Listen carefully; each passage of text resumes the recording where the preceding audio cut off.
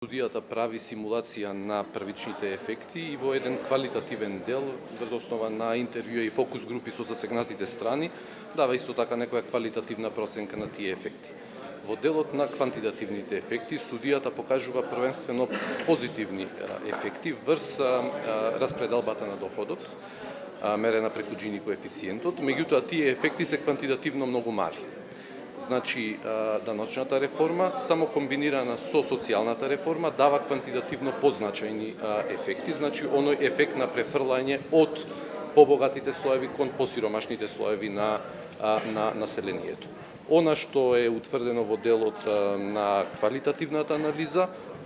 ги потврдува овие ефекти, дека квантитативно се мали и соговорниците главно не искусиле потешкоти во да речам, примањето на квантитативниот ефект, меѓутоа укажуваат на ненадејноста на реформата, значи на брзото стапување во сила по нејзината најава, и вториот главен момент е околу делот на јавните услуги. Значи, укажувањето е дека подобро ќе беше да се покажат некакви резултати во делот на подобрувањето на јавните услуги и трошењето на јавните пари, а потоа да се размислува за прибирање дополнителни средства.